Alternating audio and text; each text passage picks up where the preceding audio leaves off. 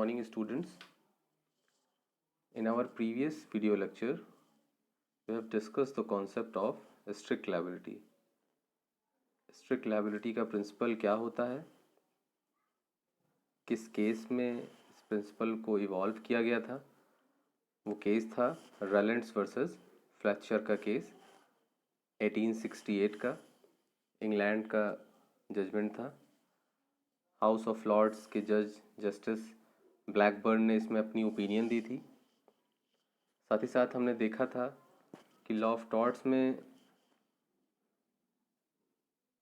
Most of the cases में fault based liability होती है कि अगर आपके किसी रॉन्गफुल एक्ट या रॉन्गफुल ओमिशन से अगर किसी पर्सन को कोई डैमेज कॉज होगा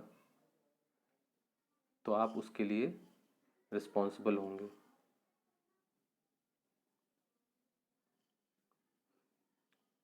लेकिन इसी के साथ साथ हमने देखा था कि कभी कभी लॉ ऑफ टॉर्ट्स में नो फॉल्ट लाइबिलिटी का भी कॉन्सेप्ट देखा गया है, जैसा कि रैलेंट्स वर्सेस फ्लेचर के केस में डिसाइड हुआ था कि अगर कोई पर्सन अपनी लैंड का नॉन नेचुरल यूज़ करेगा, या दूसरे शब्दों में कहें तो अगर अपनी प्रॉपर्टी पे कोई, अपनी लैंड पे कोई हजार्डस या डेंजरस एक्टिविटीज़ करेगा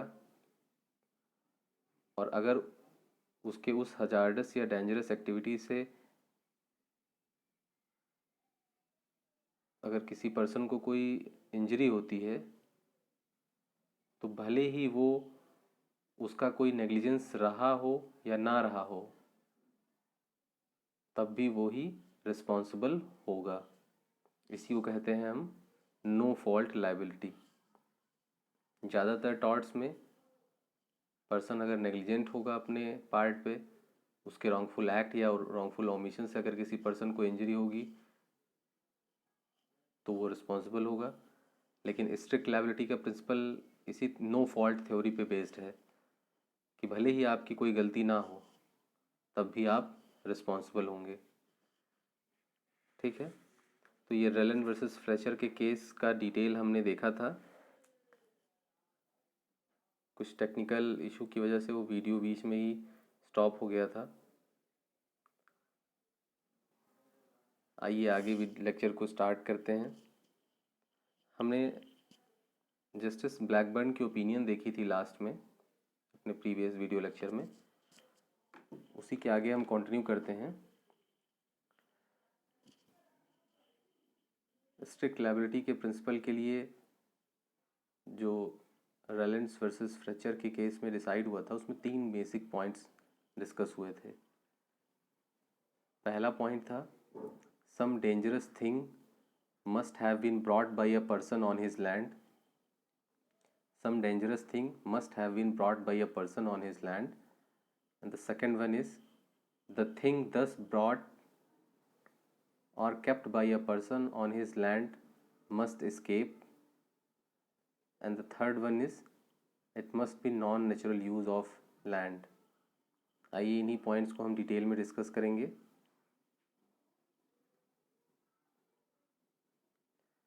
सबसे पहला पॉइंट है वो है डेंजरस थिंग। डेंजरस थिंग से क्या मतलब है? डेंजरस थिंग से मतलब है कि if the defendant bring or collect on his land some dangerous thing. Dangerous thing से क्या मतलब है? डेंजरस थिंग से मतलब है कि अगर आप अपनी प्रॉपर्टी पे, सपोज़ अगर आप नेचुरल यूज़ कर रहे हैं अपनी लैंड का, या आपका घर है तो आपके पास एक, मैंने अपने प्रीवियस वीडियो लेक्चर में ये एग्जांपल बताया भी था कि आपके पास एक गैस सिलेंडर हो सकता है, ज़्यादा से ज़्यादा 2 हो सकते हैं। लेकिन आप अगर अपनी लैंड पे 50 गैस सिलेंडर रखेंगे तो इससे क्या है, इससे प्रोबेबिलिटी है कि नहीं कि इन केस अगर कोई हादसा होता है या कोई हादसा हो सकता है अगर आप 50 गैस सिलेंडर भरे हुए रखेंगे अपने, तो ये क्या है, डेंजरस एक तरीके से हो जाएगा। आप अपनी लैंड पे कोई जहरीले पौधे लगा देते हैं और उन जहरीले पौधों की डालियाँ जो हैं वो अगल बगल के लैंड में लटक रही हैं, और अगर उन एडजनिंग जो आपके नेबर्स हैं उनके अगर मान लिया किसी जानवर ने अगर उस उन जहरीली पौधों की पत्तियों को खा लिया तो आप रिस्पॉन्सिबल होंगे। लेकिन इसका एक एक्सेप्शन भी है कि अगर आपकी लैंड में आके, अभी एक केस लॉ भी हम देखेंगे इसी पे बेस्ड, आपकी लैंड पे अगर आके अंदर अगर उनके किसी एनिमल ने उन जहरीली पत्तियों को खा लिया है तो आप रिस्पॉन्सिबल नहीं होंगे। लेकिन अगर आपके उन जहरीले पौधे की पत्तियां या डाल जो है वो अगर नेबर की लैंड में नीचे लटक रही है और तब अगर उनका कोई एनिमल उससे खा लेता है तो आप रिस्पॉन्सिबल नहीं होंगे। कहने का मतलब कि मैं बता रहा था कि डेंजरस थिंग से यहाँ क्या मतलब है। डेंजरस थिंग से मतलब है, जैसे मैंने अभी एग्जांपल लिया कि आप 50 गैस सिलेंडर रखे हैं, आपने कोई हजार्डस फैक्ट्री, आपने कोई एक्सप्लोजिव रख रखा है, कोई ऐसी गैस है, कोई टॉक्सिक गैस है ऐसी जो आप अपनी लैंड पे, या आपने कोई गैस की फैक्ट्री ही अपने लैंड पे इंस्टॉल करा रखी है, तो ये क्या है? ये डेंजरस थिंग है। ठीक है, अपने नोट्स में देखिए लिखा है, according to this rule the liability for the escape of a thing for one's land arises provided the thing collected was a dangerous thing likely to do mischief if it escapes। जैसे मैंने cylinder का example लिया, अगर एक gas cylinder है आपके पास तो अगर वो स्केप करता है या उससे गैस लीकेज होती है तो उतने बहुत बड़े अमाउंट में कोई लॉस नहीं होगा। लेकिन अगर वहीं अगर आप 50 गैस सिलेंडर रखे हैं अपने घर में तो इससे क्या है, अगर स्केप होता है, स्केप से मतलब है कि अगर गैस लीक करती है तो क्या है, एक डेंजरस सिचुएशन पैदा हो जाएगी। आपने अपनी लैंड पे एक्सप्लोजिव सब्सटेंस रख रखे हैं, तो अगर कोई हादसा होता है, अगर वो स्केप से मतलब है कि अगर एक्सप्लोजिव सब्सटेंस में किसी तरह का वो अगर एक्सप्लोड हो जाए तो ये क्या है, ये non natural use of land हो गया। ठीक है, in Rylands versus Fletcher the thing so collected was a large body of water. Rylands versus Fletcher के केस में क्या हुआ था, फ्लेचर जो होते हैं वो अपनी विंड मिल को चलाने के लिए रिजर्वायर अपनी लैंड पे बनवा देते हैं, और रिजर्वायर मतलब काफ़ी बड़ा रिजर्वायर जिसमें ह्यूज क्वांटिटी ऑफ वाटर होता है, इसमें बहुत सारा पानी होता है, और वही पानी जो होता है वो माइन से होते हुए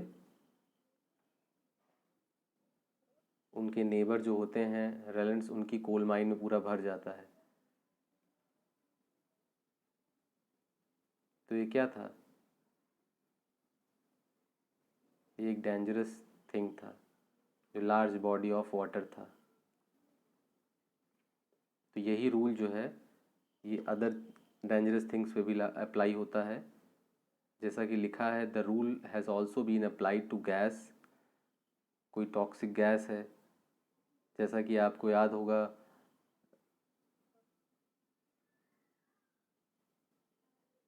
भोपाल में जो मिथाइल आइसोसाइनाइड गैस, शायद मतलब अगर मैं गलत नहीं हूँ तो उस गैस का रिसाव हुआ था वहाँ पे।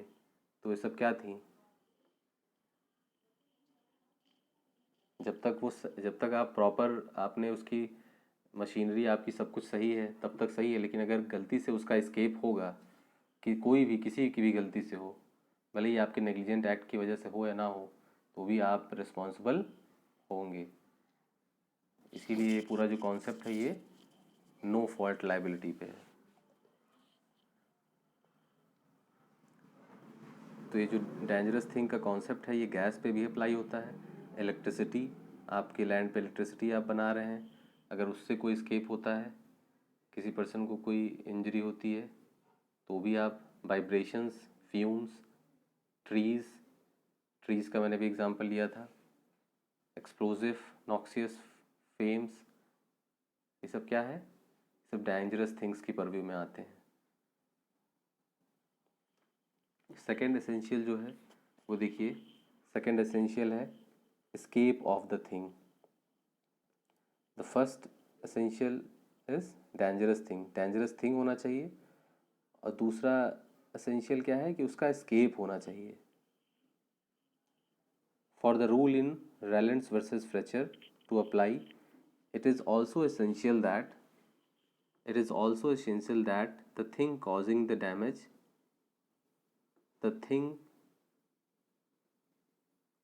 damage must escape to the area outside the occupation and control of the defendant.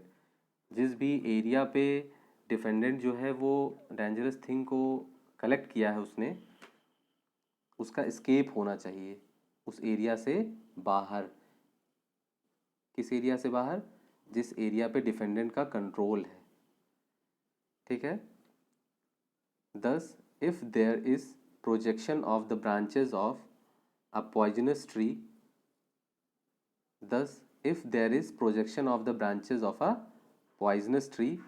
on the neighbor's land,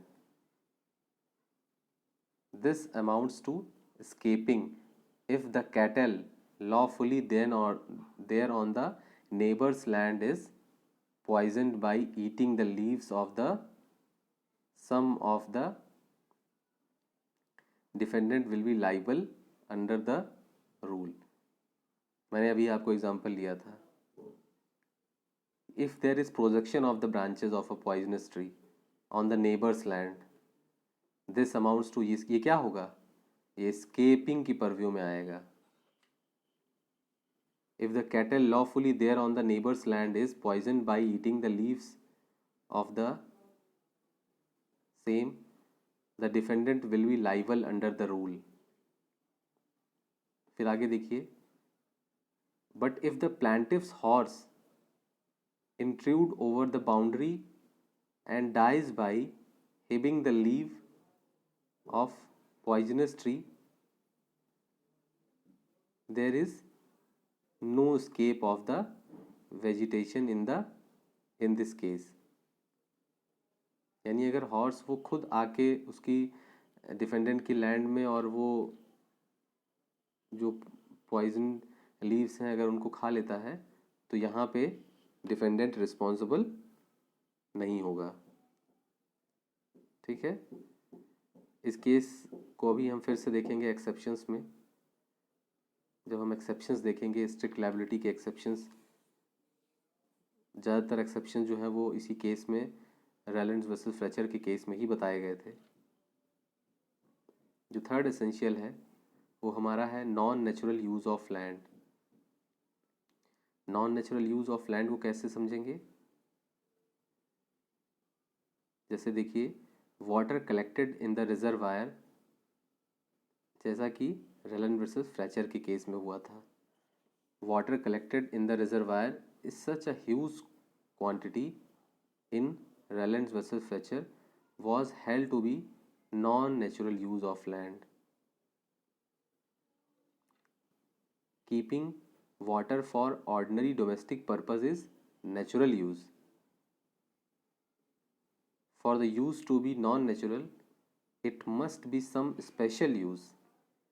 It must be some special use, bringing with it increased danger to other, and must not merely by the ordinary use of land or such use as is proper for the general benefit of community. बहुत आसान भाषा में इसको समझने की कोशिश करिए. Non natural use of land, कि अगर आपने अपने डोमेस्टिक पर्पस से अपने घर में एक पानी की टंकी आपने एक रखवा रखी है 500 लीटर की, तो इन केस अगर वो स्केप उससे अगर मान लीजिए टंकी फट जाती है किसी भी रीज़न की वजह से, तो आप उसके लिए नो फॉल्ट लायबिलिटी की परव्यू में, या आपके ऊपर कोई स्ट्रिक्ट लायबिलिटी नहीं आएगी. लेकिन वहीं अगर आपने अपने घर में एक रिजर्वायर बनवा रखा है और वो रिजर्वायर से अगर पानी रिस के आपके नेबर के घर में पहुंच जाता है और उससे उसको डैमेज होता है, तो आप रिस्पॉन्सिबल होंगे। आपके ऊपर नो फॉल्ट लायबिलिटी आएगी, या कहें स्ट्रिक्ट लायबिलिटी आपके ऊपर रहेगी। ठीक है, भले ही वो आपके नेग्लिजेंस से वो एक्ट हुआ हो या ना हुआ हो।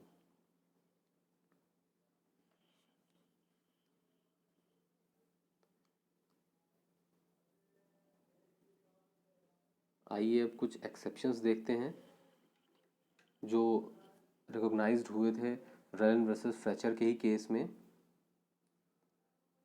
The following exceptions to the rule has been recognised by the Rylands versus Fletcher के केस में।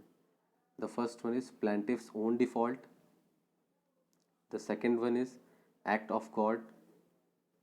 Third, consent of the plaintiff. Fourth, act of third party. Fifth, statutory authority. First देखिए डिटेल में, plaintiff's own default. Ponting versus Knox के case में क्या होता है? The plaintiff's horse intruded into the defendant's land and ate poisonous tree there.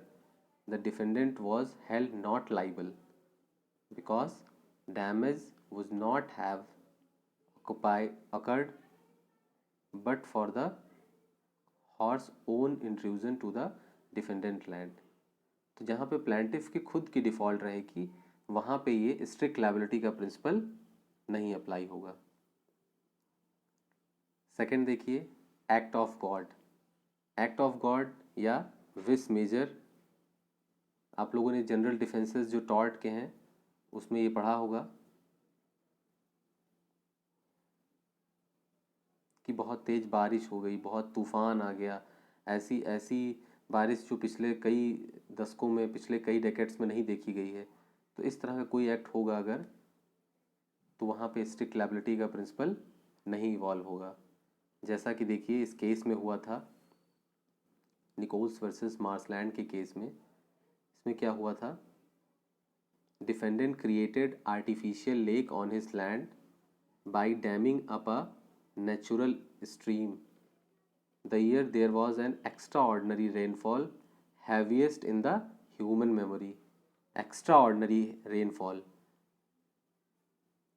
by which the stream and the lake swelled so much that the embankments constructed for the artificial lakes, which were sufficient strong for an ordinary rainfall, यानी अगर ordinary rainfall होता तो जो भी एम्बार्कमेंट्स construct किए गए थे वो सफिशिएंट थे उसकी क्षमता को सहने के लिए। Gave way and rush the water down, the steam washed away the plaintiff's 4 bridges.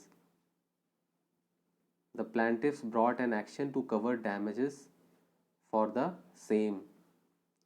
There was found to be no negligence on the part of defendants. It was held that defendants were not liable under the rule in Rellens versus Fletcher because the accident in this case have been caused by an act of God. यानी अगर normal rainfall होता तो ऐसी कोई condition ना आती, लेकिन extra ordinary rainfall हुआ जो कि कभी नहीं देखा गया था, ह्यूमन मेमोरी में किसी को भी नहीं याद था। तो अगर उससे प्लेंटिफ को कोई लॉस हुआ है इस केस में, तो वहाँ पे स्ट्रिक्ट लायबिलिटी का प्रिंसिपल जैसा कि रेलेंस वर्सेस फ्रेचर के केस में इवॉल्व हुआ था वो अप्लाई नहीं होगा। इसीलिए कोर्ट ने इसको एक्ट ऑफ गॉड को इसका एक्सेप्शन माना है स्ट्रिक्ट लायबिलिटी के प्रिंसिपल का। जो थर्ड है हमारा, वो consent of the plaintiff. Consent of the plaintiff को भी रेलेंस वर्सेस फ्लेचर के केस में ही एक एक्सेप्शन के तौर पे रिकॉग्नाइज किया गया। जैसा कि कार्स्टेयर वर्सेस टेलर के केस में हेल्ड हुआ था कि plaintiff hired ground floor of a building from the defendant the upper floor of the building was occupied by the defendant himself. Water stored on the upper floor leaked without any negligence on the plaintiff's good on the ground floor. As the water had been stored for the benefit of both the plaintiff and the defendant was held not liable. यानी जो भी water collect किया गया था ऊपर के floor पे, अगर वो लीक कर गया है without any negligence on the part of defendant, तो ये क्या होगा, ये स्ट्रिक्ट लायबिलिटी की परवी में नहीं आएगा, क्योंकि यहाँ पे जो भी पानी था, ये जो भी वाटर था स्टोर किया गया था, ये दोनों के बेनिफिट के लिए था। डिफेंडेंट और प्लेंटिफ दोनों उसको यूज़ करते थे। ठीक है, तो इसको हम कह सकते हैं यहाँ पे कि यहाँ पे प्लेंटिफ की उस जो भी वाटर स्टोर था उसमें कंसेंट थी, किसकी, प्लेंटिफ की भी कंसेंट थी, क्योंकि उसको उस वाटर को दोनों यूज़ कर रहे थे, दोनों इस्तेमाल कर रहे थे। ठीक है, जो फोर्थ एक्सेप्शन है वो है एक्ट ऑफ थर्ड पार्टी। अगर कोई थर्ड पार्टी जो है कोई अपने एक्ट से अगर ऐसा कुछ करती है तो वहाँ पे डिफेंडेंट रिस्पॉन्सिबल नहीं होगा। If the fault has been caused to the act of the strangers who is neither defendant servant nor the defendant has any control over him, वो डिफेंडेंट का सर्वेंट नहीं होना चाहिए और उस पर डिफेंडेंट का कंट्रोल नहीं होना चाहिए। अगर डिफेंडेंट के सर्वेंट ने किया है तो भी डिफेंडेंट रिस्पॉन्सिबल होगा, और किसी ऐसे पर्सन ने किया है जिस पर डिफेंडेंट का कंट्रोल है तब भी डिफेंडेंट रिस्पॉन्सिबल होगा, भले ही डिफेंडेंट ने नहीं किया है। ये वाइकेरियस लायबिलिटी का प्रिंसिपल है। शायद आपने पढ़ा हो अपने फर्स्ट सेमेस्टर्स में, नहीं पढ़ा होगा तो हो सकता है इसमें सिलेबस में हो तो मैं पढ़ाऊँगा आपको। If the fault has been caused due to the act of the strangers who is neither defendant's servant nor the defendant has any control over him, the defendants will not be liable under this rule. तो वहाँ पे defendant जो है वो liable नहीं होगा अगर किसी थर्ड पार्टी के फॉल्ट की वजह से प्लेंटिफ को कोई लॉस होता है, कोई डैमेज होता है। जो हमारा लास्ट एक्सेप्शन है वो है statutory authority.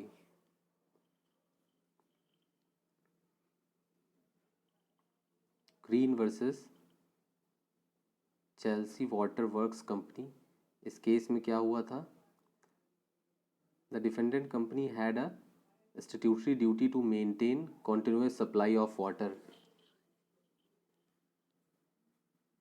A man belonging to the company burst without any negligence on its part, as a consequence of which the plaintiff's premises were flooded with water. It was held that the company was not liable as the company was engaged in performing statutory duty.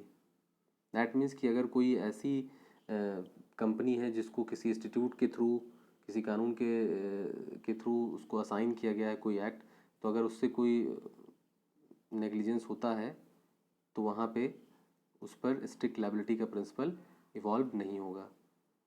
तो जब हम इन 5 exceptions को देखते हैं और strict liability के principal को देखते हैं तो हम ये समझ सकते हैं कि कहीं ना कहीं कुछ कमियां हैं स्ट्रिक्ट लायबिलिटी के प्रिंसिपल में भी, उतना स्ट्रिक्ट नहीं है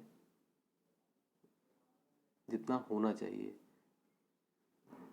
इसीलिए जब हमारे यहाँ इंडिया में जस्टिस पीएन भगवती ने MC Mehta versus union of India के केस में रेलेंट वर्सेस फ्लेचर के केस को इवॉल्व या उसको उसके प्रिंसिपल को नहीं एक्सेप्ट किया था। It was held that under these circumstances the rule in Relin versus Fletcher was not applicable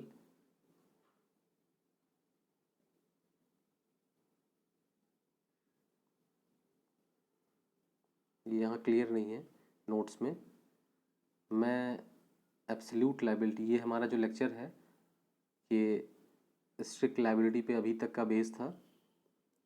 अपने अगले वीडियो लेक्चर में हम एब्सोल्यूट लायबिलिटी का प्रिंसिपल क्या है, इंडिया में कैसे इवॉल्व हुआ, वो MC Mehta versus union of India का केस देखेंगे, जस्टिस PN भगवती की ओपिनियन देखेंगे अपने नेक्स्ट लेक्चर में, और देखेंगे कि कैसे हमारा एब्सोल्यूट लायबिलिटी का प्रिंसिपल जो है वो स्ट्रिक्टर देन स्ट्रिक्ट लायबिलिटी है, स्ट्रिक्ट लायबिलिटी से भी और स्ट्रिक्ट। ठीक है, ओके, थैंक यू क्लास।